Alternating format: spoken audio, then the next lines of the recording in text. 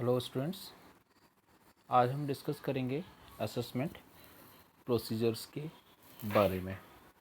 Assessment procedure क्या होते हैं? First of all we discuss about the assessment. Assessment क्या होता है?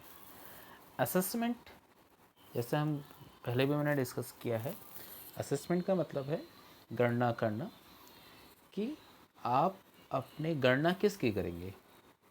So you will assess your income for income tax return.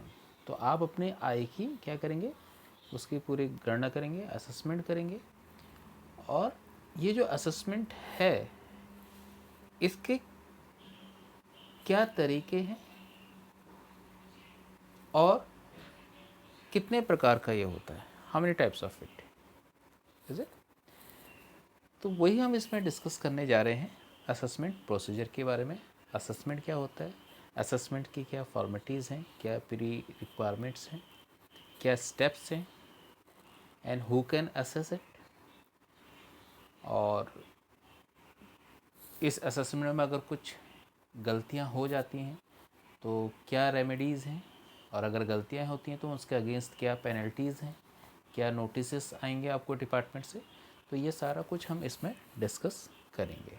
ठीक, so now will look first slide. So here assessment. So what is a assessment? So assessment is every taxpayer has to furnish the detail of his income to the income tax department.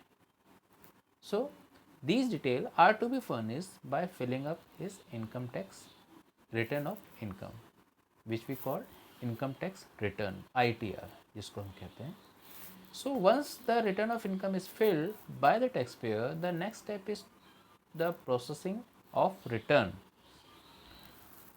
of income by the income tax department. तो जब आप अपना ITR submit कर देते हैं, अपने ITR का पूरा उसको कैलकुलेट करके डिपार्टमेंट को जमा कर देते हैं, तो उसके बाद फिर डिपार्टमेंट की तरफ से नेक्स्ट स्टेप होता है कि आपने जो डॉक्यूमेंट्स वहाँ जमा किए हैं उसका असेसमेंट करना। तो that is what we called assessment. So the income tax department examine the return of income for its correctness. तो उसमें बेसिकली वो क्या देखता है कि करेक्टनेस के बारे में देखता है कि भाई सब कुछ उसमें ठीक है, कोई इसमें अर्थमेटिकल प्लस माइनस की कोई गड़बड़ी तो नहीं हुई है, इनकम प्रॉपरली दिखाई गई है या नहीं दिखाई गई है, इनकम के सारे सोर्स प्रॉपर हेड्स में डिफाइन किए गए हैं या नहीं किए गए हैं, इनकम कम तो नहीं दिखाई है या टैक्स कम तो नहीं कैलकुलेट किया है, जो उसमें डिडक्शंस हैं कहीं ज़्यादा तो नहीं लगा लिए हैं, या रिलीफ बेनिफिट ज़्यादा तो नहीं ले लिए, या सरचार्ज या जो सेस है वो प्रॉपर लगाया है नहीं लगाया है। तो ये सब चीज़ उसमें क्या की चेक की जाती है। The process of examining the return of income by the income tax department is called assessment. So assessment also include reassessment and best judgment assessment under section 144, जो कि हम आगे अभी देखेंगे। रीअसेसमेंट भी होता है और बेस्ट जजमेंट असेसमेंट भी होता है। It's basically it is a type of assessment. जब हम टाइप्स ऑफ असेसमेंट की हम बात करेंगे तो वहाँ पर हम इन दोनों के बारे में डिस्कस करेंगे। Okay, so tax is payable only on income, that too after it reaches a certain minimal limit. Is that clear?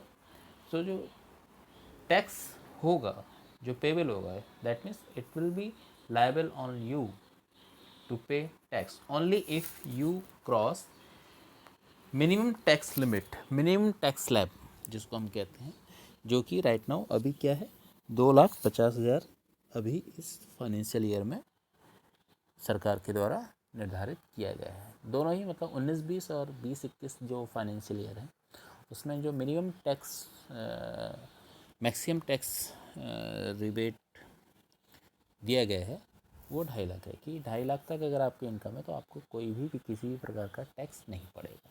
हाँ, अगर आपकी इनकम 2.5 लाख से ऊपर है तो फिर उसके लिए अलग अलग प्रोसीजर्स हैं, अलग अलग टैक्स स्लैब्स हैं, अलग अलग रिबेट्स हैं, उनको आपको फॉलो करना पड़ेगा, जो कि मैं आपको फर्स्ट चैप्टर में डिफाइन कर चुका हूँ। ठीक है, उसको आप इनकम टैक्स की साइट में देख भी सकते हैं, वो हम यहाँ पे डिस्कस नहीं करेंगे। Then now assessment. असेसमेंट जो होता है उसके लिए सेक्शन कौन सा है?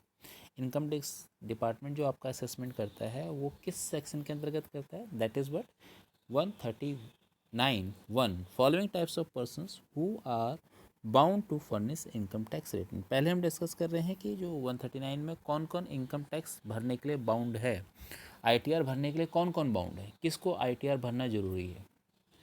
तो किसको भरना जरूरी है, तो every person being a company, firm, trust, society, ठीक है, पॉलिटिकल पार्टीज, ये जितनी भी हैं, हर फर्म को, हर टाइप ऑफ पर्सन को इनकम टैक्स भरना जरूरी है, इनकम टैक्स रिटर्न भरना जरूरी है। It is mandatory for all legal type of person, इनको हम लीगल पर्सनस भी कहते हैं। Then natural persons, human being, आप और हम जो है नेचुरल पर्सनस, और अगर हमारी इनकम 2.5 लाख से ऊपर है तो हमें भी आईटीआर भरना मैंडेटरी है।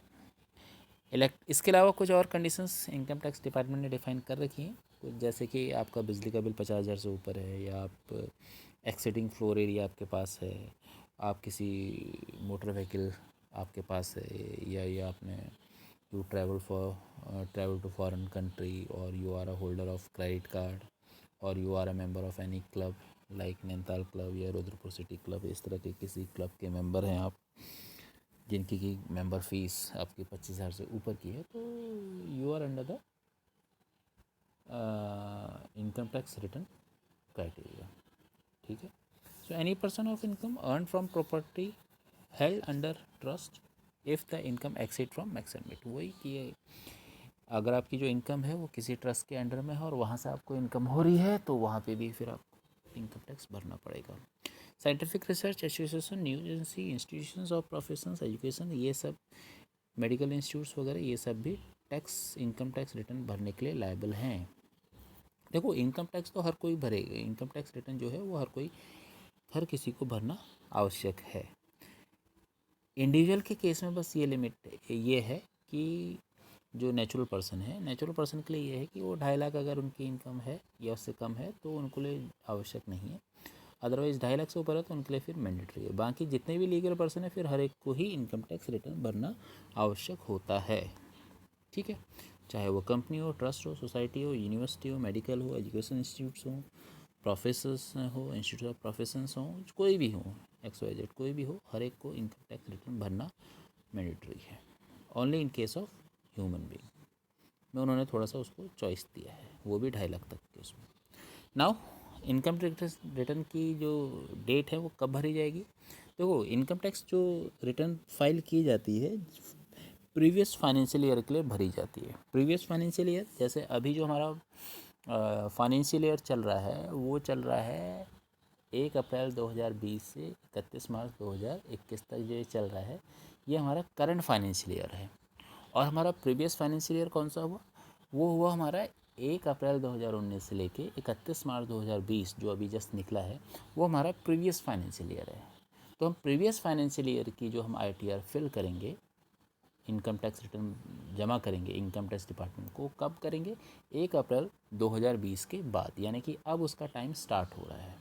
और अब हमें अलग अलग पर्सन के लिए अलग अलग इनकम टैक्स ने डेट डिफाइन की हैं, जैसे कि where assessee is a company, अगर आपकी कोई कंपनी है या एसएससी एक कंपनी है, ट्रस्ट है, सोसाइटी है, वट एवर इट इज़, तो उसके लिए क्या है, 30 सितंबर उसकी लास्ट डेट है। Where assessee is a person other than company, company के अलावा कोई अदर पर्सन है जिसमें कि assessee, in case where account of assessee are required to be audited under any law, तो वहाँ पे 30 सितंबर है। Otherwise where assessee is working as a partner in form of whose account are to be audited under any law, तो वहाँ भी 30 सितंबर है। In case of in other case 31 जुलाई, यानी कि इंडिविजुअल के लिए, ह्यूमन बीइंग के लिए 31 जुलाई है आपकी, ठीक है। और बाकी ये दिखाई नहीं दे रहा है, मैं आपको बता देता हूँ। Tax payer has international transactions, और अगर आपके पास इंटरनेशनल ट्रांजेक्शन्स किए हैं आपने, तो वहाँ पे 30 नवंबर की इसमें डेट है, 30 नवंबर की डेट यहाँ पे इसमें डिफाइन की गई है, ठीक है। Now will discuss about permanent account number, PAN number. Permanent account number, तो you know about the PAN number. PAN number तो आपको सब पता ही है, अंडर सेक्शन 139A हर पर्सन को, जो भी पर्सन इनकम टैक्स के अनुसार जो पर्सन है either it is natural persons और लीगल पर्सन, जो भी पर्सन की कैटेगरी में आता है। तो हर पर्सन के लिए ITR रिटर्न फाइल करने के लिए जो सबसे इम्पोर्टेंट रिक्वायरमेंट है वो है आपका पैन नंबर, कि पैन नंबर आपके पास होना चाहिए। अगर आपके पास पैन नंबर नहीं है तो आप अपनी ITR फिल नहीं कर सकते। तो पहले आपको ITR फिल करने से पहले आपको क्या लेना पड़ेगा, डिपार्टमेंट से पैन नंबर लेना पड़ेगा। अब जो पैन नंबर होता है उसमें आपके 10 कैरेक्टर्स होते हैं। आपने देखा होगा अपने पैन नंबर में, जो एक पैन नंबर होता है वो 10 कैरेक्टर से मिलकर बना होता है। Now have a look about जो 10 कैरेक्टर वो क्या रिप्रेजेंट करते हैं। तो देखो उसमें फर्स्ट 3 कैरेक्टर्स जो रिप्रेजेंट करते हैं अल्फ़ाबेटिक सीरीज़ को रिप्रेजेंट करते हैं, जो कि AAA से ZZZ तक चलती है। फिर जो फोर्थ कैरेक्टर है वो आपका ये इसमें ऑप्शंस दिए गए हैं, जो कैरेक्टर होगा उसका स्पेसिफिक मीनिंग है फोर्थ कैरेक्टर का। जैसे अगर fourth character if it is P then individual, C for company, H for Hindu undivided family, A for AOP, B for BOI, G for government agency, J for judicial persons, L for local authority, E for limited liability partnership, F for firms, T for trust. ठीक है। And here fifth character of PAN represent the first character of the PAN holder's last name या surname in case of individual, और non individual persons के लिए क्या है, जो उनका फिफ्थ कैरेक्टर होगा first character of the pan holders name. यानी कि अगर आप इंडिविजुअल हैं, जैसे कोई मान लो अजय कुमार है, तो अजय कुमार का जो सरनेम है वो कुमार है। कुमार का पहला कैरेक्टर क्या है, के है, तो उसका के आएगा। और अगर कोई कंपनी है, जैसे हम कहते हैं रिलायंस इंडस्ट्रीज़, तो रिलायंस इंडस्ट्रीज़ में जो आर है वो उसका फोर्थ कैरेक्टर बन जाएगा। Next 4 characters are sequential number, जो कि 1 से शुरू होकर 9999 तक जाते हैं। ठीक है। 10th कैरेक्टर जो है वो अल्फ़ाबेटिक चेक डिजिट होता है, वो आप डिपार्टमेंट का अपना इंटरनल है। PAN must be quoted on following transactions under section 139A(5). अब आपको पता है आज के डेट में कहीं भी आप कोई बड़े ट्रांजेक्शन करते हैं, 50,000 से ऊपर का ट्रांजेक्शन करते हैं, या कोई ज़मीन खरीदते हैं, या कोई आप मोटर व्हीकल लेते हैं, या आप कोई शेयर मार्केट में इन्वेस्ट करते हैं, या आप होटल रेस्टोरेंट्स का बिल पे करते हैं, तो उसमें उनकी लिमिट है। अगर आप इतने से ऊपर का कर रहे हैं तो you must have to mention your PAN number in your transactions. ठीक है। Now will discuss about the ITR, income tax return. अब इनकम टैक्स रिटर्न जो फॉर्म होता है जिसमें आप इनकम टैक्स डिपार्टमेंट को अपनी डिटेल देते हैं इनकम से रिलेटेड, तो ये हर एक के लिए अलग अलग होता है। एक इंडिविजुअल अलग फॉर्म भरेगा, एक कंपनी अलग फॉर्म भरेगी, एक छोटा बिजनेसमैन अलग फॉर्म भरेगा, एक बड़ा कॉरपोरेट है वो अलग फॉर्म भरेगा। तो उसके लिए इनकम टैक्स डिपार्टमेंट ने अलग अलग फॉर्म डिफ़ाइन किए गए, और ये सारे ही फॉर्म ऑनलाइन अवेलेबल है। यानी कि अब आज की डेट में जो भी आप अपनी इनकम टैक्स रिटर्न फाइल करेंगे उसको आप ऑनलाइन फिल करके सीधे डिपार्टमेंट को भेज सकते हैं। आपको फिजिकली भेजने की ज़रूरत नहीं है। आप अपनी ITR भरिए, उसमें अटैचमेंट लगाइए अपने डॉक्यूमेंट्स, और आप सीधे सबमिट कर सकते हैं। ठीक है। No need to send it physically और by post. Is that clear? तो अब यहाँ पे देखो कितने हैं, ITR 1 से लेके ITR 7 तक के आपके फॉर्म हैं। ITR 5 जो मैनुअल फिल था वो अब लगभग अवेलेबल नहीं है, क्योंकि अब आज की डेट में एक्सेप्शनली अवेलेबल है, लेकिन नॉर्मली 1 to 7 सब ऑनलाइन डिपार्टमेंट ने अवेलेबल कर दिए हैं। अब आपको सारे अपने ITR जो हैं 1 से लेके 7 तक किसी एक को चूज़ करके जमा करना है। तो 1 किसके लिए है, 2 किसके लिए, 3 किसके लिए, ये हम देखते हैं यहाँ पे। देखो 1 किसके लिए, this return form is to be use by individual whose total income of assessment year. अब यहाँ पे मैंने 17-18 किया, इसको आप 19-20 कर लो। ठीक है। इंक्लूड्स इनकम फ्रॉम सैलरी और पेंशन, सैलरी से है या पेंशन से है। Income from one house property, देखो वन हाउस कह रहा है, ठीक है, दो, एक से ज़्यादा नहीं। ठीक है। And income from other source, other source में आपका क्या आ जाएगा, जैसे मैंने आपको बताए थे आपके इनकम के 5 हेड होते हैं। सैलरी हेड होता है, दूसरा बिजनेस एंड प्रोफेशंस, ठीक है, तीसरा हाउस प्रॉपर्टी, चौथा कैपिटल गेन, पांचवा other source.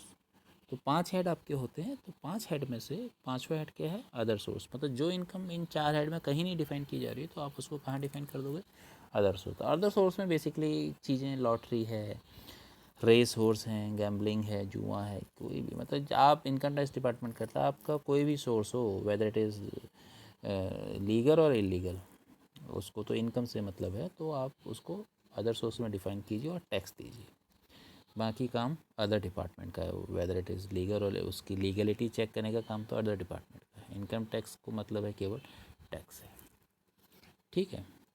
So who cannot use this return form. अब इस ITR 1 को कौन यूज़ नहीं कर सकते हैं?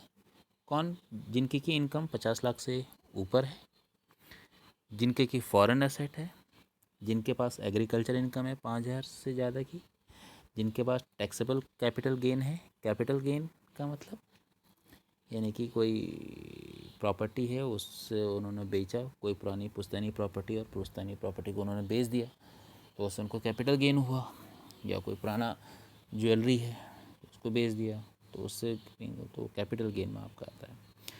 या income from business and profession है, ठीक है, और मोर देन 1 हाउस प्रॉपर्टी से इनकम हो रही है तो वो फिर इसको यूज़ नहीं करेंगे। वो कौन सा यूज़ करेंगे? वो ITR 2 के लिए जाएंगे। So this ITR return to be use for individual और हिंदू अनडिवाइडेड फैमिली, ठीक है, फॉर असेसमेंट ईयर 1920। तो इनकम फ्रॉम सैलरी, पेंशन यहाँ पे भी वही है, हाउस प्रॉपर्टी, लेकिन हाउस प्रॉपर्टी एक से ज़्यादा हो गई हैं, कैपिटल गेन है, अदर सोर्सेज हैं, income from person as a partner of in the firm, foreign assets हैं, फॉरेन इनकम है, एग्रीकल्चर इनकम 5,000 से ज़्यादा है, तो वो इस ITR फॉर्म को यूज़ करेगा। ITR 2 फॉर्म यूज़ करेगा, 1 को यूज़ नहीं करेगा, ठीक है।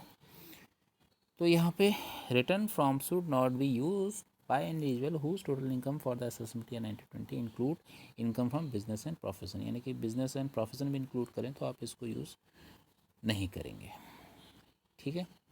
तो बिजनेस प्रोफेशन में यहाँ पे क्या है? ITR 3, the current ITR 3 form is to be use by individual और Hindu undivided family who have income from proprietary business और कैरिंग अ प्रोफेशन। अब जिनके इंडिविजुअल जो कि अपनी इनकम उनकी सैलरी नहीं है बल्कि क्या है? बिजनेस है, तो फिर वो किस में जाएंगे? ITR 3 पे जाएंगे, ठीक हो गया। रिटर्न में include income from house property, salary, pension income, other sources, ठीक है। ITR 4 किसके लिए है? ITR 4 is applicable to individual and Hindu and rural family having income from business and profession and who have opted the presumptive pre-submitive, ठीक है, income scheme as per section 44AD, 44ADA, 44AE of the income tax act. जिन ये basically उन लोगों के लिए है जो कि एक मुश्त अपना बिजनेस है और बिजनेस में वो अपना एक लमसम टैक्स पहले ही अपना जमा करना चाहते हैं, ठीक है। तो ये बेसिकली उनको लिए है, ठीक है, पहले ही वो सबमिटिव जिनका हम कहेंगे टैक्स कैलकुलेट करके अपना पहले जमा कर लेते हैं, एक मुश्त जिसको हम कहेंगे कि लमसम उन्होंने टैक्स अपना जमा करना है, ठीक है, ये उनके लिए चॉइस है। लेकिन वो छोटे बिजनेस के लिए है बेसिकली, बड़े बिजनेस जिनकी की इनकम 2 करोड़ से ऊपर है तो वो फिर इसको यूज़ नहीं करेंगे, ठीक है। तो फिर उनको ITR 3 यूज़ करना पड़ेगा। ITR 5 किसके लिए है? ITR 5 आपका LLPs के लिए है, OPs के लिए है, BOIs के लिए है। ITR 6 फॉर कंपनीज, ठीक है, other than companies claiming exemptions under section 111 from the property held for charitable और रिलीजियस। मतलब ये कंपनीज के लिए है बेसिकली। कंपनीज कौन सी? जो बेसिकली कॉमर्शियल एक्टिविटीज़ कर रही हैं। कंपनीज में सेक्शन 8 में मैंने आपको बता रखा है, सेक्शन 8 में क्या कहते हैं कि आप अगर चैरिटेबल टाइप कंपनी बनाना चाहते हैं तो you have to registered your company under section 8। तो वहाँ पे फिर आपको कुछ एग्जाम्पशंस मिलते हैं। तो अगर आपको एग्जाम्पशंस लेने हैं अपनी ITR में तो फिर आप ITR 6 ना करके कौन सी जमा करेंगे? ITR 7 करेंगे, ठीक है। बेसिकली ITR 7 ये किसके लिए होता है? ये उन लीगल पर्सन्स के लिए होता है जो कि चैरिटेबल वर्क कर रहे होते हैं या कुछ सामाजिक बेनिफिट के लिए काम कर रहे होते हैं, जिनका काम बिजनेस प्योर कॉमर्शियल एक्टिविटीज़ नहीं होती जिनकी, ये उनके लिए। और उसमें भी फिर अलग अलग लोग हैं, जिसमें कि आपका एजुकेशन इंस्टीट्यूट्स अलग हो गए, पॉलिटिकल पार्टीज़ अलग हो गई, धर्मार्थ मंदिर और ये सब चीज़ें अलग हो गई, तो उसमें भी वो अलग अलग चीज़ें आ जाती हैं। तो ये बेसिकली उनके लिए है, किसके लिए? ITR 7, ठीक है। ITR 7 में उन्होंने अलग अलग कैटेगरी डिफाइन कर दी है, 139(4)A, 139(4)B, 139(4)C and 139(4)D। अब 39(4)A में कौन कौन सी चीज़ें आती हैं देखिए, required to be filled by every person in receipt of income drive from property under trust और अदर लीगल ऑब्लिगेशंस होली और चैरिटेबल और रिलीजियस पर्पस। ठीक हो गया। 39(4)B में कौन लोग आते हैं, फिल्ड बाय पॉलिटिकल पार्टी। इसमें कौन आ गए, political party without giving effect to provision of section 39A exceed the maximum amount which is not chargeable of income tax. इसमें पॉलिटिकल पार्टी आ गई। 39(4)C में कौन लोग आ गए, रिसर्च इंस्टीट्यूट्स आ गए, scientific research association, news agency आ गई, association of institution ref under section 1023A, institution ref under section 1023B, fund of institution university education institution और एनी हॉस्पिटल्स और अदर मेडिकल इंस्टीट्यूशन, ये उसमें आ गए। ठीक है। और 39(4)D में कौन आया, required to be filled by every university college and other institution which is not required to furnish return of income और loss under any other provision of this section. तो ये बेसिकली ITR 7 किसके लिए है, जो जिनकी की इनकम पे टैक्स नहीं लगता है। जैसे कंपनीज़ की इनकम में तो टैक्स लगेगा, लेकिन एक जो चैरिटेबल टाइप कंपनीज़ हैं उनकी इनकम में, उन चैरिटेबल कंपनीज़ को सरकार को टैक्स देने की ज़रूरत नहीं होती है। ये फॉर्म बेसिकली ITR 7 उन लोगों के लिए है। ठीक है। नाउ इनकम टैक्स प्रिपेयर्स, ये कौन लोग होते हैं, 139B के अंतर्गत इनकम टैक्स डिपार्टमेंट एक आपको सुविधा देता है कि आप अपनी टैक्स फाइलिंग जो करेंगे, आप नॉर्मली किसके पास जाते हैं, CA के पास जाते हैं, या जो टैक्स एडवोकेट्स होते हैं उनके पास जाते हैं।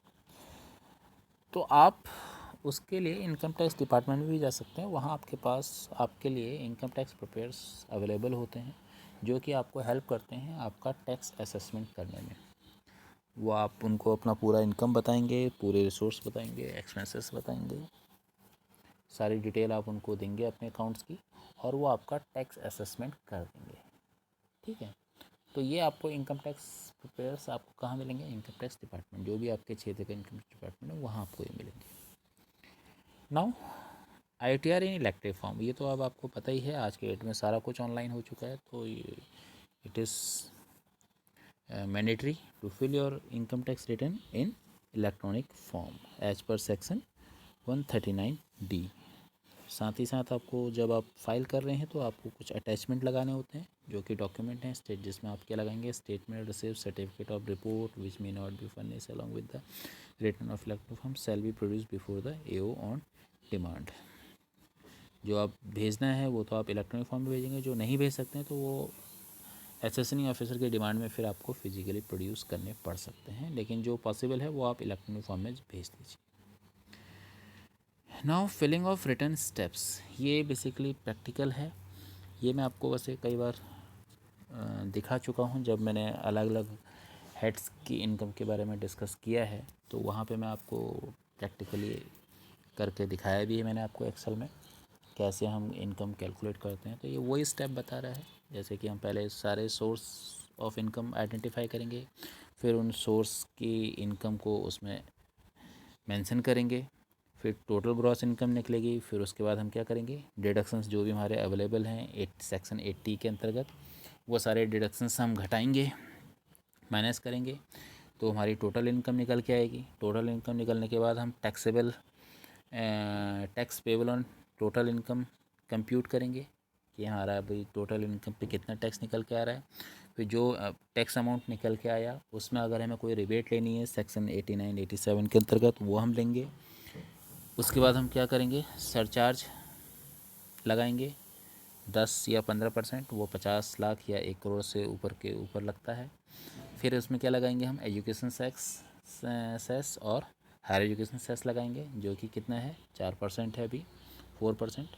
तो ये सब जोड़ के आपका ग्रॉस टैक्स लायबिलिटी निकल आएगी। टोटल टैक्स आपका निकल आया। अब टोटल टैक्स निकल आया, उसमें आप क्या घटाएंगे कि जो टैक्स आपने एडवांस में पे कर दिया है, किसके रूप में, TDS के रूप में या एडवांस टैक्स के रूप में।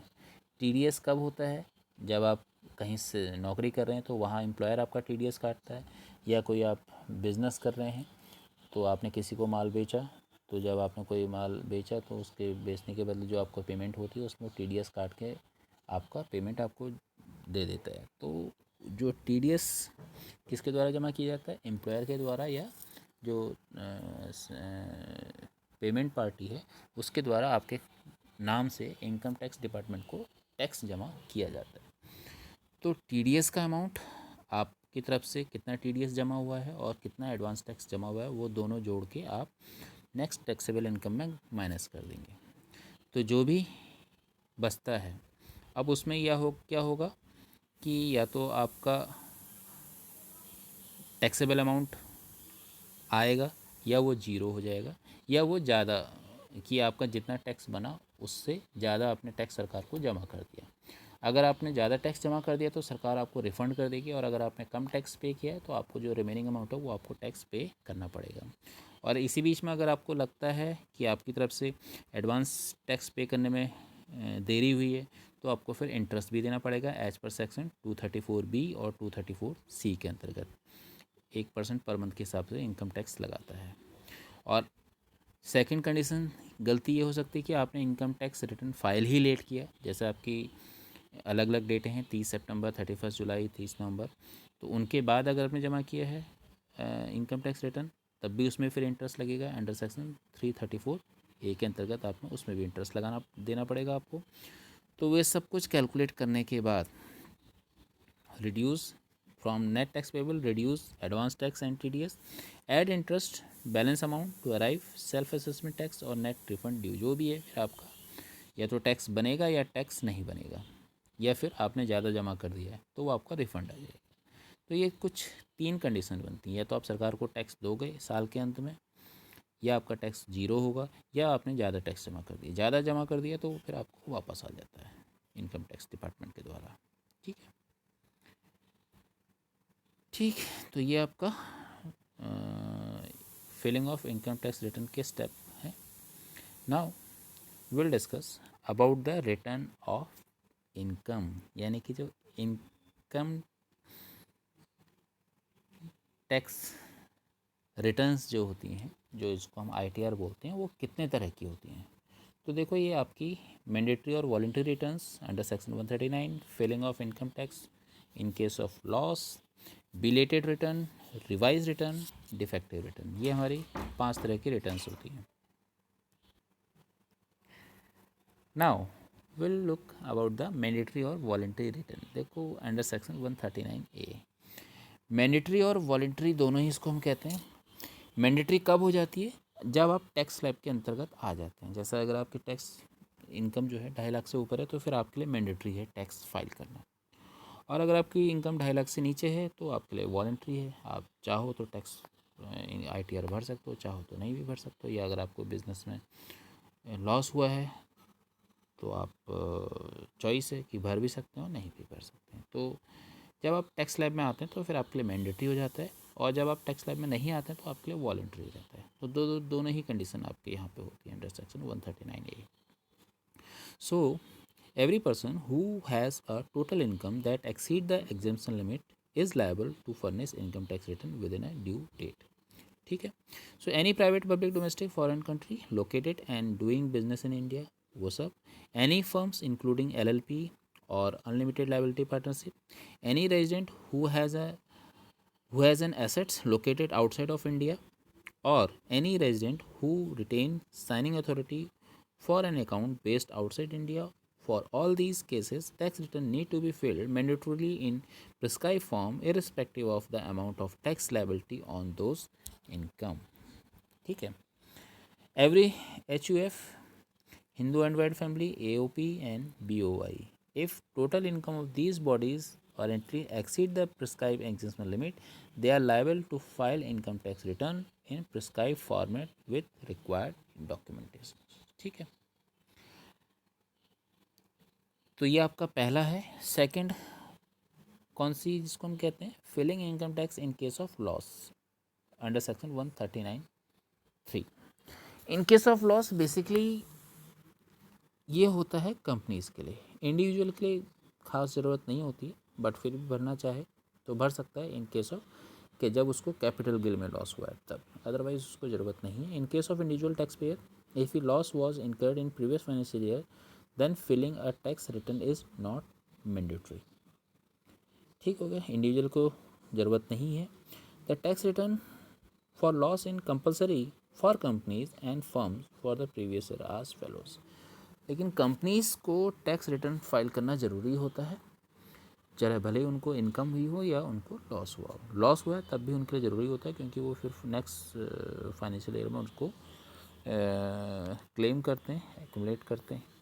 So if loss arise under the head of profit and gains business and professions, under the head of capital gain, tax return filing is mandatory in case of firm wants to carry forward these losses and offset with the future income. Availability of this option is only possible if tax return including the loss is filled within due date. In case loss arise under the head of house or residential property, the loss could be carried forward even though the tax return is filled after the due date.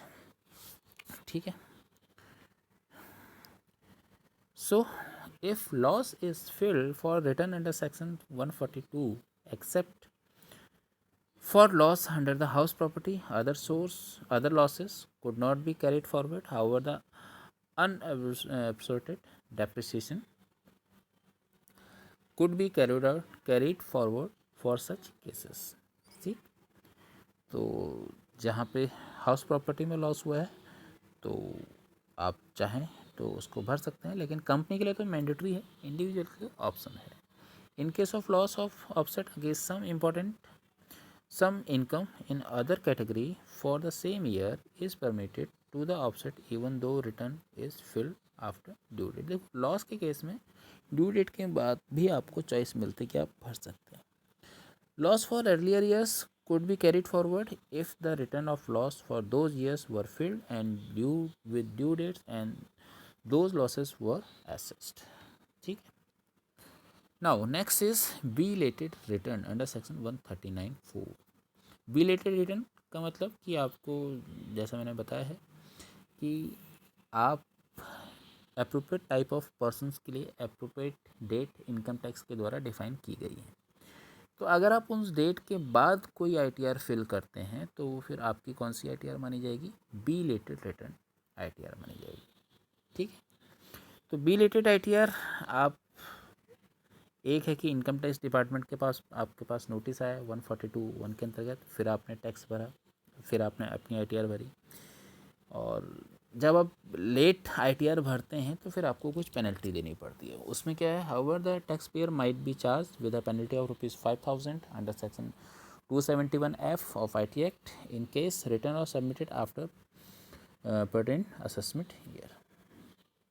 ठीक है, तो अगर आप date के बाद भरेंगे तो आपको फिर 5,000, या उसमें अलग अलग पेनल्टीज़ हैं, 5,000 है, 10,000 है, या फिर 1,000, अलग अलग उसमें सेक्शन है। जो मैं आपको पेनल्टीज़ का चैप्टर पढ़ाऊँगा तो वहाँ पे आपको मैं बताऊँगा।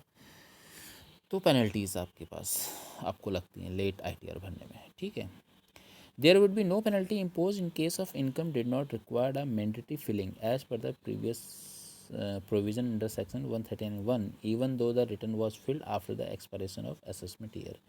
अब 139(1) में क्या है कि अगर आप लॉस हुआ है तो वहाँ पे फिर आपके सामने डेट वाला ऑप्शन में थोड़ा सा रिलैक्सेशन मिल जाता है आपको। Now no deductions will be allowed. अगर आप लेट आईटीआर भरते हो तो फिर आपको फिर डिडक्शन नहीं मिलेंगे। सेक्शन 10 के, सेक्शन 80 के, 80 IVA, 80 IC, 80 ID के डिडक्शंस का बेनिफिट आपको फिर नहीं मिलेगा। ठीक है, now something is revise return. Revise return का मतलब क्या हुआ? रिवाइज रिटर्न का मतलब हुआ कि आपने एक बार आईटीआर भर दी और भरने के बाद आपको पता चला कि आप फला इनकम भूल गए या कोई स्पेसिफिक हेड में इनकम दिखाना भूल गए। ठीक है, तो फिर आप दोबारा आईटीआर भर सकते हैं, तो उसको हम क्या बोलते हैं? Revise return. ठीक है, अंडर सेक्शन 139(5) में ये आपको ऑप्शन इनकम टैक्स डिपार्टमेंट देता है। So can be filled if SSC discover an omissions or wrong statement replaced with the original return and can be filled before the end of 1 year from the relevant assessment year or the completion of assessment year, whichever is earlier। Can be revised further and belated return cannot be revised। और जो आप late return पहले से ही late भर रहे हो तो उसमें फिर रिवीजन का आपको चॉइस नहीं मिलती है। डिफेक्टिव रिटर्न्स का मतलब आपका ये है कि आपने रिटर्न्स में क्या किया, कुछ डॉक्यूमेंट लगाना भूल गए या आपने कुछ गलत इन्फॉर्मेशन दे दी, ठीक है, तो वो आपकी डिफेक्टिव रिटर्न्स मानी जाती है. So as per section 139 tax return is defective in certain documents are not attached while filling the return. आप कुछ डॉक्यूमेंट लगाना भूल गए, जैसे कि आपने टैक्स जो पे किया था उसकी रिसिप्ट लगाना भूल गए आप, या आप ने जो डिडक्शंस का बेनिफिट लिया उससे रिलेटेड आप डॉक्यूमेंट लगाना भूल गए, तो ये आपके डिफेक्टिव रिटर्न्स होती हैं. तो आपको फिर ये वहाँ से आपको इन्फॉर्मेशन नोटिस आएगा. अगर नहीं भी आता तब भी आप अपना टाइम से अपने अटैचमेंट लगा के भेज दें. वैसे नोटिस आएगा तो rectifies defect within 15 days dating from the day of intimation. तो जब आपको नोटिस आएगा उसके 15 दिन के अंदर अंदर अंदर आपको ये डॉक्यूमेंट्स जो भी वहाँ से डिफेक्ट आए हैं वो सब पूरे करने पड़ेंगे. Upon the request from the tax pair through the an application the allowable period could be extended also. The accessing officer intimate the taxpayer about the defect through the simple letter and following documents are necessary to avoid your failing to be deemed as defective. ठीक है, तो ये सारे आपको document लगाने हैं. Duly field return of recommended form, आप सही फॉर्म ही आप भरें. 1 से लेकर 7 तक के जो आपका ITR फॉर्म है, तो आप अपनी कंडीशंस के अकॉर्डिंग, अपनी पोजीशंस के अकॉर्डिंग अप्रोप्रिएट फॉर्म चूज़ करें. Statement of displaying the computation of payable of tax, statement of computation लगाएंगे आप. Proof of all claims of पे टैक्स, जितने भी आपने टैक्स पे किया उन सब के डॉक्यूमेंट लगाएंगे. Deduction collections that was done at source, payment, self assessment tax and advance tax के. Report for audit done under section 44AB where prior of filling the return the report is furnished. आप अपने audit report लगाएंगे, ठीक है. If tax payer is maintain books of account then mandatory copies are profit and loss. अगर आप account book maintain करते हैं तो फिर आपको प्रॉफिट एंड लॉस अकाउंट बनाना है, manufacturing account, trading account, balance sheet, income and expense account, ये सब आपने फिर लगाने हैं. Personal account of partners in case of partnership firm, और personal account in case of AOP और BOI, और personal account in case of proprietors. तो आपको ये अपने जब आप ITR भरते हैं तो ये सारे डॉक्यूमेंट उसके साथ लगाए जाते हैं, ठीक है. इन सब का आप ऑनलाइन इलेक्ट्रॉनिक फॉर्म में भरें तो सब ये अटैचमेंट लगाएंगे आप इसमें. नहीं लगाएंगे तो फिर आपकी डिफेक्टिव रिटर्न मानी जाएगी, ठीक है. वो असेसमेंट लगाने का इसके पीछे उद्देश्य ये होता है, तो आप आपकी तरफ से आप ITR भरेंगे तो भरने के बाद इनकम टैक्स ऑफिसर क्या करता है, उसका असेसमेंट करता है. तो असेसमेंट वो किस बेस पे करेगा, जब आपने सब डॉक्यूमेंट लगाए होंगे तभी तो असेसमेंट कर पाएगा. अगर आपने कोई डॉक्यूमेंट लगाया ही नहीं है तो फिर वो क्या असेसमेंट करेगा. तो इसलिए ये सब डॉक्यूमेंट लगाने ज़रूरी होते हैं अपनी ITR के साथ, ठीक है. Now ITR by whom to be sign under section 140. और जब आप ITR जमा कर रहे हैं इनकम टैक्स डिपार्टमेंट को, तो उसमें साइन कौन करेगा. अब साइन का तो अब आज की डेट में जैसे तो साइन की रिक्वायरमेंट बेसिकली होती थी जब फिजिकल ITR जमा करते थे, अब उसमें साइन करना पड़ता है. अब आज की डेट में क्या है, चूँकि सारा ऑनलाइन प्रोसेस हो चुका है, तो आपका क्या होता है, डिजिटल सिग्नेचर होते हैं. कंपनीज के केस में डिजिटल सिग्नेचर्स हैं, और इंडिविजुअल के केस में वो आधार वेरिफिकेशन लेते हैं, ठीक है. तो आपका मतलब लीगल पर्सन्स के केस में तो डिजिटल सिग्नेचर लेंगे, और इंडिविजुअल के केस में वो आधार वेरिफिकेशन ले लेते हैं आज की डेट में, ठीक है. ये सेक्शन बेसिकली तब होता था जब आप फिजिकल ITR जमा करते थे. अब आज की डेट में ऑनलाइन है तो सीधे आपका डिजिटल सिग्नेचर से हो जाता है. अब डिजिटल सिग्नेचर किसका होगा वो आपको मैंने पहले ही बता रखा, जब मैंने कंपनी लॉ पढ़ा था. वहाँ पे जो ऑथराइज पर्सन है, इंडिविजुअल के केस में आप खुद रिस्पॉन्सिबल हैं, और कंपनी के केस में जो भी ऑथराइज पर्सन है साइन करने के लिए वो हिंदू अनडिवाइडेड फैमिली में आपको पता है करता होता है, ठीक है. तो जो भी ऑथराइज पर्सन है अप्रोप्रिएट पर्सन की कैटेगरी में, वो उस पर साइन करेगा, ये आपको पता है, ठीक है. तो वैसे जो मैंने बता दिया आज की डेट में क्या चल रहा है, डिजिटल सिग्नेचर का कॉन्सेप्ट है. Now next, procedure for assessment. अब आपका जो प्रोसीजर है रिगार्डिंग व्हाट, असेसमेंट. असेसमेंट का मतलब कि आपने अपने लेवल से पहले आपने क्या कर लिया, पूरा इनकम टैक्स का कैलकुलेशन किया, करने के बाद उसको एप्रोप्रिएट फॉर्म में फिल किया और सारा टैक्स निकाला। निकालने के बाद आपने जो भी पेबल था टैक्स वो आपने जमा कर दिया, और जमा करने के बाद आपने इनकम टैक्स डिपार्टमेंट को इलेक्ट्रॉनिक फॉर्म में सीधे जमा कर दिया। जमा करने के बाद उसको क्या करेगा, इनकम टैक्स डिपार्टमेंट उसका क्या करेगा, असेसमेंट करेगा। अब असेसमेंट करता है तो प्रोसीजर फॉर असेसमेंट। अब असेसमेंट कितने तरीके से होते हैं, तो यहाँ पे देखो बेसिकली सेल्फ असेसमेंट एक प्रोसीजर है, summary assessment, scrutiny assessment, best judgment assessment and protective assessment. ये आपके 5 तरह के असेसमेंट होते हैं, और असेसमेंट से क्वेश्चंस आता ही है, मतलब आ जाता है, जो आपका या तो टैक्स अथॉरिटी के बारे में पूछ लेगा या फिर असेसमेंट के बारे में पूछ लेगा, क्योंकि ये दोनों एक ही यूनिट के चैप्टर हैं। तो असेसमेंट में आप क्वेश्चन बना लें अपना, प्रोसीजर ऑफ असेसमेंट में best judgment, types of assessment वो पूछ लेता है, तो आप इनके बारे में बता सकते हैं।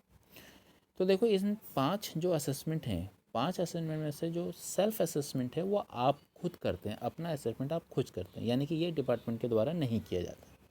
लेकिन जो रेस्ट 4 असेसमेंट हैं, summary assessment, scrutiny assessment, best judgment assessment और प्रोटेक्टिव, ये 4 असेसमेंट डिपार्टमेंट के द्वारा किए जाते हैं पहली बार।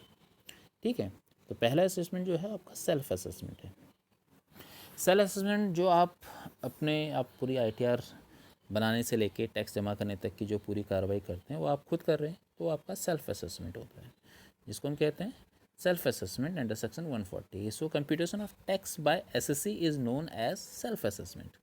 Before submitting return, SSC is supposed to find whether he is liable for any tax or interest.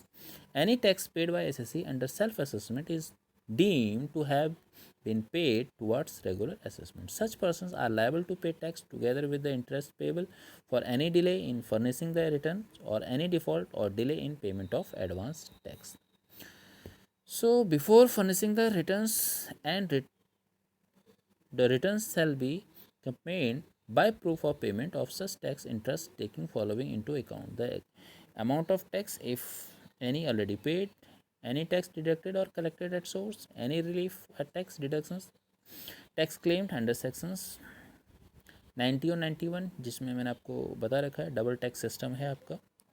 जब आपकी विदेशों से इनकम हो रही है तो वहाँ पे फिर 90 और 91 सेक्शन हम देखते हैं, डबल टैक्सेशन का हम देखते हैं। Any relief tax claim under section 90A, any tax credit claimed to be set off in accordance with the provision of section 155 JAA, liable to pay such tax together with the interest for any delay. तो ये आपका सारा काम क्या होता है, self assessment. आप खुद अपनी आय की गणना करके उसके अनुसार जो भी इनकम हुई है उस पर कितना टैक्स पे होना है वो कैलकुलेट करते हैं।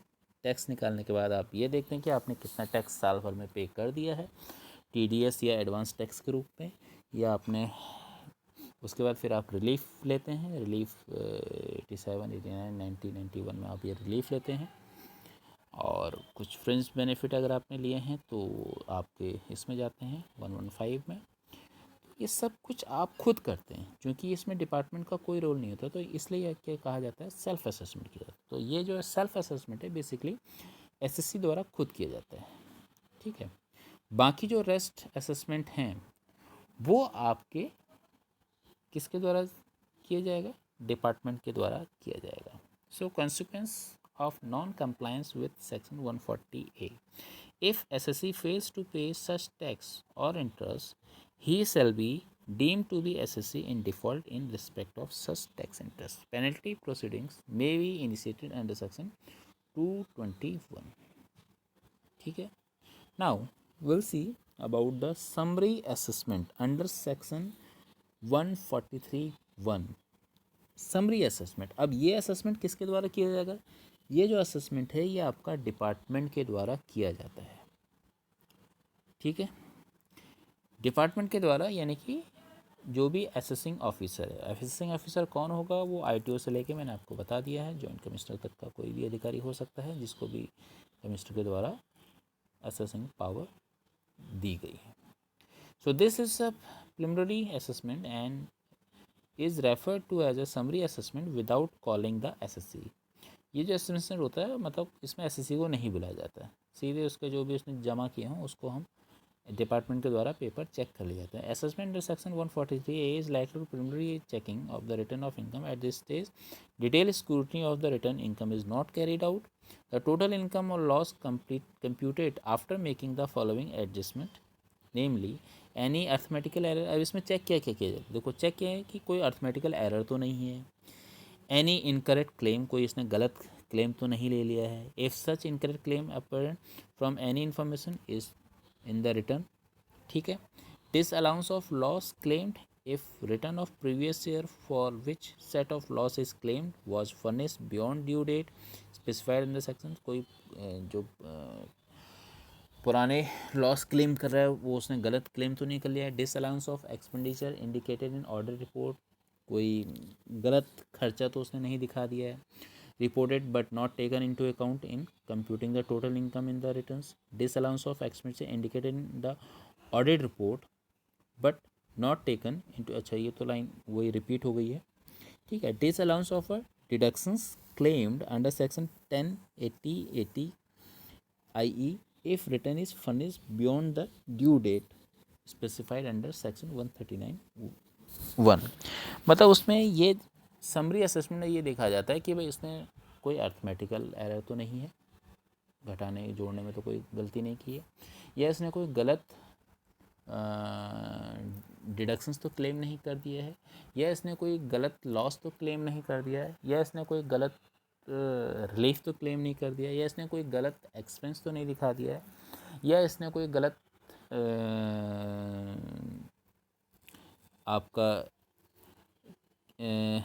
टीडीएस तो नहीं दिखा दिया, या एडवांस टैक्स तो नहीं दिखा दिया। तो ये सारा बेसिक जो डॉक्यूमेंटेशन है, मतलब जो भी उसने अपनी आईटीआर में शो किया है उससे रिलेटेड सारे डॉक्यूमेंट हैं या नहीं, और वो डॉक्यूमेंट ऑथेंटिकेट हैं या नहीं, ये बेसिकली समरी असेसमेंट में चेक किया जाता है, ठीक है।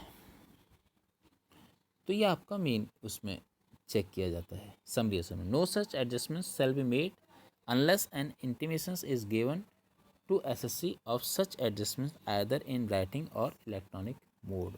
और अगर उसमें कोई चेंजेस हो रहे हैं, कोई गलत उसने क्लेम कर दिया, तो उसके लिए फिर पहले एसएससी को क्या दी जाएगी, सूचना दी जाएगी, इंटीमेशन दिया जाएगा। And the response received from the assessee if any shall be considered before making any adjustment. So in case where no response is received within 30 days of issue of such intimation, such adjustment shall be made.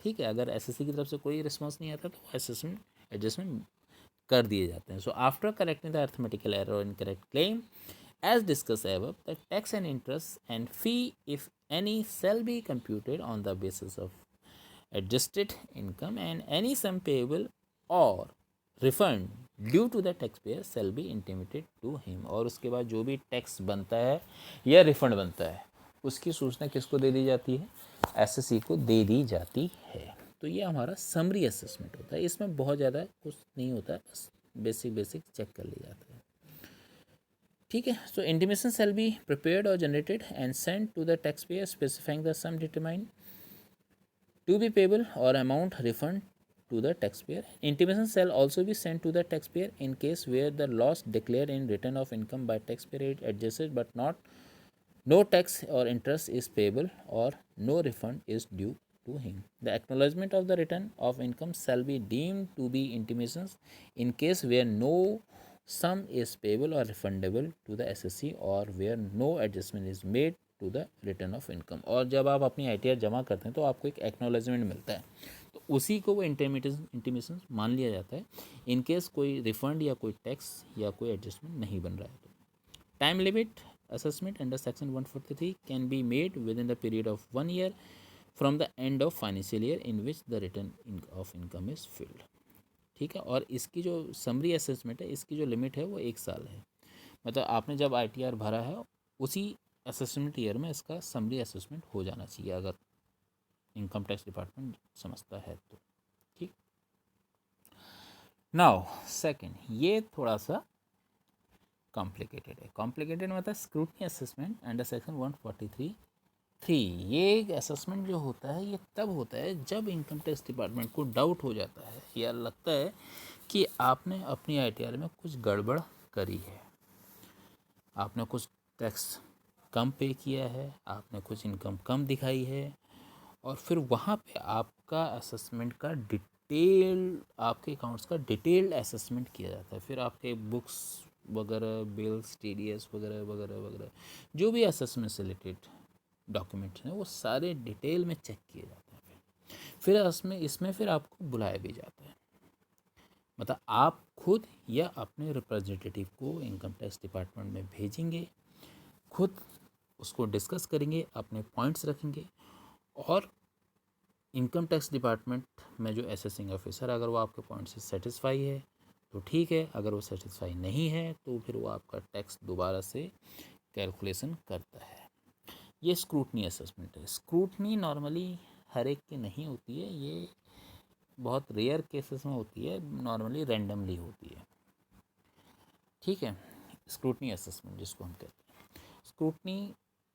So this is a detailed assessment as is referred to as scrutiny assessment. At this stage, the detailed scrutiny of the return of income will be carried out. At this stage, a scrutiny is carried out to confirm the correctness and the genuineness of various claims, deductions made by the taxpayer in form of income. So objective of scrutiny assessment is to be confirm that the taxpayer has not understated the income or has not computed excessive loss or has not underpaid the tax in any manner. वही जो मैं आपको बता रहा था कि आपने कोई कम टैक्स तो नहीं पे किया है, या अंडरस्टेटेड तो नहीं किया है, या आपने जो एक्सपेंसिव लॉस दिखाया है आपने वो तो नहीं किया है, तो आपने मतलब कुछ गड़बड़ तो नहीं करी है। गड़बड़ करी है तो फिर आपका स्क्रूटनी असेसमेंट होगा। To confirm the above, the assessing officer carry out a detail scrutiny of the return of income and will satisfy himself regarding various claims deductions made by tax payer in the return of income, ठीक है। तो procedure जो है scrutiny assessment का क्या है, under section 143(3) में देखिए, to carry out assessment under section 43 the assessing officer shall serve such notice to accordance with the provision of section 143(2). Notice under section 143(2) should be serve within a period of 6 months from the end of financial year in which return is filled. 6 महीने के अंदर आपके पास notice आ जाएगा, ठीक है, किस year में, जिस ईयर में आपने आईटीआर जमा कर रखी है। द टैक्स पेयर और his representative will appear before the assessing officer and will place his argument, supporting evidence, and various matters issuing to required by the assessing officer. After hearing verify such evidence, AO may require on a specified point, and after taking into account will relevant material which he has gathered, the assessing officer shall by an order in writing make an assessment of total income or loss of taxpayer and determine the sum payable by him or refund of any amount due on him on the basis of such assessment। तो ये उसको hearing सुनने के बाद assessing officer उसका दोबारा से assessment करेगा। असेसमेंट करने के बाद अगर उसको टैक्स देना है तो वो जमा करेगा, या कोई रिफ़ंड है तो वो रिफ़ंड करेगा, ठीक है। So as per section 153 the time limit for making assessment under section 43 is, अब जो स्क्रूटनी असेसमेंट इसकी टाइम लिमिट क्या है, देखो अलग अलग है। क्या है, with in 21 months from the end of assessment year in which the income was first accessible. किसके, फॉर असेसमेंट 17-18 या उससे पहले की बात करें तो 18 मंथ है from the end of assessment year in which the income was first accessible. Assessment year किसके लिए, 18-19 के लिए। 12 months from the end of assessment year in which the income was first assessable, assessment year 1920 and onwards, यानी कि 19-20 से इस limit को उन्होंने 12 मंथ कर दिया है। पहले ये 21 महीने था, अब इन्होंने 12 मंथ कर दिया है इसको। इतने के अंदर अंदर स्क्रूटनी हो जानी चाहिए, अगर नहीं होती है तो फिर आपका नहीं होती, ठीक है। Now best judgment assessment under section 144, ये क्वेश्चन आपका अक्सर आ जाता है। Define the best judgment. ये बेस्ट जजमेंट असेसमेंट क्या है, इसमें कि ये कब होता है, या तो स्क्रूटनी पे होता है, या जब टैक्स पेयर जो है अपनी ITR नहीं फिल करता है तो उससे कहा जाता है कि आप अपनी ITR फिल करो, फिर भी नहीं करता तो फिर इनकम टैक्स डिपार्टमेंट उसकी ITR खुद अपनी तरफ से कैलकुलेट करके उस पर टैक्स पेनल्टी के साथ लगाता है। देखो इसमें होता क्या है, though this is assessment carried out as per the best judgment of assessing officer on the basis of all relevant material he has gathered. So this assessment is carried out in case where the taxpayer failed to comply with the requirement specified in section 144. ठीक है, so as per section 144 assessing officer is under the obligations to make assessment to the best of his judgment in following cases. कब का वो best judgement का करता है, देखो किस किस कंडीशन में करेगा असेसिंग ऑफिसर। तो if taxpayer fail to file the return required within the due date prescribed under section 139A or belated return under section 134 और revised return under section 139(5). ठीक हो गया कि जब वो टैक्स रिटर्न फाइल ही नहीं करता है या वो लेट रिटर्न करता है या वो रिवाइज रिटर्न करता है, उस केस में ये बेस्ट जजमेंट होगा। या if tax payer fail to comply with all the terms of notice issued under 142, या फिर सारे नोटिस को उसने दरकिनार कर दिया, किसी नोटिस का इम्प्लीमेंटेशन नहीं किया, कंप्लाइंस नहीं करी, और तो फिर वहाँ पे असेसिंग ऑफिसर बेस्ट असेसमेंट करने के लिए फ्री है। So if after filling the return of income the tax payer fail to comply with all the terms of notice issued under section 143(2) notice of scrutiny assessment. ठीक है, तो वहाँ पे हो सकता है if assessing officer is not satisfy about the correctness और the completeness of the accounts of the tax payer और if no method of accounting has been regularly employed bye the tax pair. जहाँ पे कि कोई account book नहीं रखी गई है, कुछ नहीं है, कोई डॉक्यूमेंटेशन नहीं है, कोई प्रूफ नहीं है, इनकम का सोर्स ऑफ इनकम का कोई प्रूफ नहीं दिखाया गया है, टैक्स का कोई प्रूफ नहीं दिखाया गया, तो वहाँ पे फिर लेकिन फिजिकली वहाँ बहुत कुछ दिख रहा है, बहुत ज़्यादा प्रॉपर्टी दिख रही है, बहुत ज़्यादा लग्जरियस आइटम दिख रहे हैं, लेकिन ITR नहीं फिल की गई है, कोई सोर्स ऑफ इनकम नहीं दिखाया गया है वहाँ पे, तो उस केस में ऐसे ही कंडीशन में फिर क्या करता है इनकम टैक्स डिपार्टमेंट खुद असेसमेंट करता है जो भी उसको डाटा मिलता है उसके बिहाफ पे, और जो वो टैक्स निकालता है फिर SSC को टैक्स पेयर को वो पे करना पड़ता है। So from the above criteria it can be observe that the best judgment assessment is resorted to in cases where the return of income is not filled by the taxpayer। पहली condition तो वही कि जब उसने कोई tax payer ने कोई return fill ही नहीं करी है, लेकिन वहाँ बहुत कुछ दिख रहा है, लग्जरियस लाइफ दिख रही है, लग्जरियस प्रॉपर्टी दिख रही है, लग्जरियस आइटम्स दिख रहे हैं, या उसने, या फिर दूसरी कंडीशन क्या है, if there is no cooperation by the tax payer in terms of furnishing information explanation related to his tax assessment और books of account of tax payer are not reliable और इनकम्प्लीट। तो इन दो conditions ये हैं,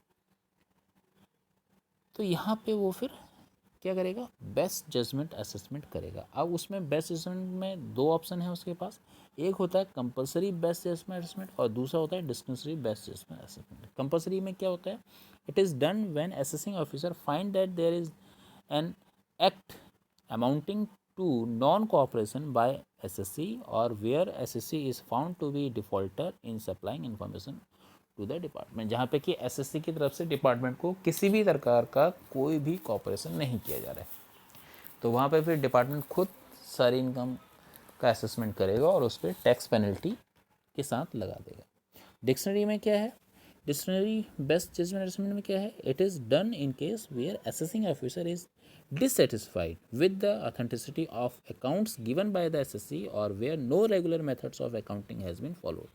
कि यहाँ पे उसने कॉपरेट तो किया, मतलब उसने टैक्स पेयर ने सब डॉक्यूमेंटेशन वगैरह सब कुछ दिए डिपार्टमेंट को, लेकिन डिपार्टमेंट उन डॉक्यूमेंटेशन पे रिलाई नहीं करता है, उन पे वो विश्वास नहीं करता है, और विश्वास नहीं करने के उसके पास अप्रोप्रिएट रीजंस होंगे, तो वो आपका फिर डिक्शनरी बेस्ट जजमेंट आपका होता है। ठीक है, तो procedure for best judgment assessment under section 144 है। तो ये इसका प्रोसीजर क्या है, तो इसका जो प्रोसीजर है वो आपका देखो क्या है, AO assessing officer will serve a notice on the tax payer to show cause why the assessment should not be completed to the best of his judgment. If the AO is not satisfied by the argument of the taxpayer and he has reason to believe that the case demand a best judgment, then he will proceed to carry out the assessment to the best of his knowledge.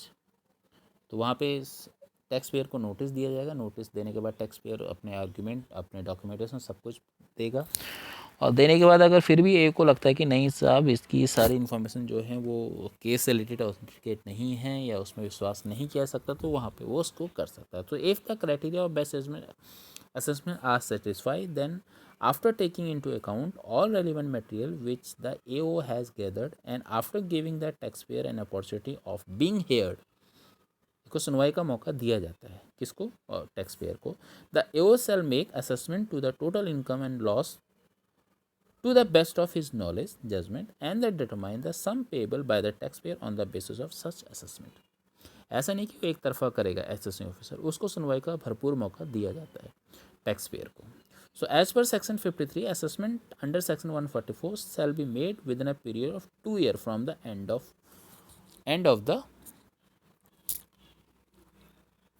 Of the financial year, जिसको वहाँ पे कहते हैं. ठीक है, तो ये आपका 2 year के अंदर हो जाना चाहिए. ठीक है, तो ये आपका बेस्ट जजमेंट असेसमेंट है जो कि आपका डिपार्टमेंट के द्वारा किया जाता है. ठीक है, नाउ लास्ट जो आपका है प्रोटेक्टिव असेसमेंट. ये बेसिकली देखो तब किया जाता है, ये उस परिस्थिति में किया जाता है प्रोटेक्टिव, यानी कि एक तरह से सुरक्षात्मक असेसमेंट है. ये वहाँ पे होता है असेसमेंट कि जब दो टैक्स पेयर के बीच में प्रॉपर्टी का विवाद चल रहा है, बिजनेस को लेके विवाद चल रहा है कि बिजनेस का ओनर कौन होगा, और वो विवाद जो है वो शॉर्ट टाइम का नहीं है बल्कि लॉन्ग टाइम का है. तो वहाँ पे फिर ये पता लगाना कि एक्चुअल में जो टैक्स लायबिलिटी है वो किसके ऊपर है, पार्टी ए के ऊपर है या पार्टी बी के ऊपर है, क्योंकि ए और बी के बीच में डिस्प्यूट चल रहा है और मैटर कोर्ट में है. तो वहाँ पे इनकम टैक्स डिपार्टमेंट क्या करता है कि प्रोटेक्टिव असेसमेंट की थ्योरी लेके चलता है कि वो उस बिज़नेस का एक प्रोटेक्टिव असेसमेंट कर लेता है, और जब कोर्ट से डिसीजन फाइनल हो जाता है या जब उनका डिस्प्यूट सॉर्ट आउट हो जाता है, तो जो भी ऑथराइज पर्सन होगा उससे वो असेसमेंट टैक्स जो है उस वसूला जाएगा. तो टाइम बिंग वो अपना असेसमेंट करके रख लेता है. ठीक है, बेसिकली उतना प्रैक्टिकल नहीं है, लेकिन फिर भी बिकॉज टाइप ऑफ असेसमेंट, तो प्रोटेक्टिव असेसमेंट वहाँ पे होता है. तो there is no provision in the income tax act authorizing the levy of income tax on a person other than whom the income tax is payable. Normally जिससे tax लिया जाना है उसी से टैक्स लिया जाएगा ना, कि दूसरे का टैक्स किसी थर्ड पार्टी से नहीं लेगा. तो it is open to authorise authorities to make protective or alternative assessment if it is not ascertainable who is really liable to pay tax amongst the few possible persons. So in making protective assessment, the authorities are merely making an assessment and leaving it as a paper assessment until the matter is decided as to whom the asset owned by on one way or another. ठीक है, the protective order of assessment can be passed but not protective order of penalty. Must however be noted that while protective assessment is permissible, the protective order of recovery is not permissible. तो assessment तो permissible है लेकिन order permissible नहीं है. ठीक है, तो basically ये ठीक है रख लेता है, लेकिन प्रैक्टिकली उतना पॉसिबल नहीं होता है. ये बेसिकली वहाँ पे होता है जहाँ पे डिस्प्यूट है, पार्टीज के बीच में डिस्प्यूट है. ठीक है, now something is reassessment, income escaping assessment under section 147. ये मैंने आपको बताया था इनकम टैक्स अथॉरिटीज़ की पावर भी है रीअसेसमेंट की. तो ये बेसिकली रीअसेसमेंट भी हो जाता है जब डिपार्टमेंट को लगता है किसी एसएससी के बारे में कि इसने पार्टिकुलर कोई इन्फॉर्मेशन नहीं दी है या कोई इनकम छुपाई है, तो वहाँ पर रीअसेसमेंट भी हो जाता है. तो देखो reassessment is carried out if assessing officer has reason to believe that any income chargeable to tax has escaped exception for any assessment year, यानी कि जो पुराने आपने ITR जमा किए हैं उन ITR में आप पार्टिकुलर कोई इनकम दिखाना आपने नहीं दिखाई, आप जानबूझ के आपने नहीं दिखाई, तो ऐसा कोई रीज़न है तो वहाँ पे आपकी असेसमेंट दोबारा की जा सकती है. The objective of carrying out assessment person is to bring under the tax net any income which has escaped assessment is original assessment. Original assessment means assessment under section 143, 143, 44, 47 as case may be. ठीक है.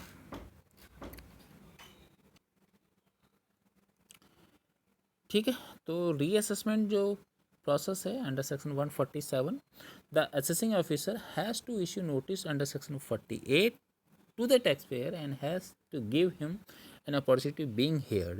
If assessing officer has reason to believe that any income chargeable to tax has escaped assessment for any assessment year, then he may, subject to provision of section 48, 253, 153, assess to reassess such income, which comes to his notice subsequently in the course of proceedings under this section. So he is also empowered to recompute the loss or the depreciation allowance or any other allowance as the case may be for the assessment concerned.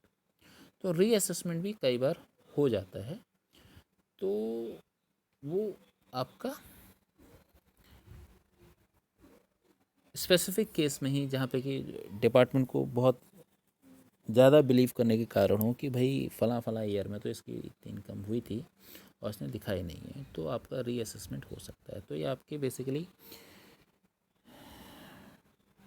5 तरह के assessment हैं जो मैं आपको discuss कर चुका हूँ. इसमें बेस्ट जजमेंट असेसमेंट पे क्वेश्चन आ जाता है या types of assessment procedures assessment से रिलेटेड क्वेश्चंस आ जाते हैं आपके. तो ये आपका एक लॉन्ग क्वेश्चन इस टॉपिक में रहता है. नाउ इसके बाद हम आपका नेक्स्ट लेक्चर जो है वो आपका नोटिस के बारे में हम डिस्कस करेंगे, जो इसके नेक्स्ट लेक्चर में हम डिस्कस करेंगे. ठीक है, थैंक यू.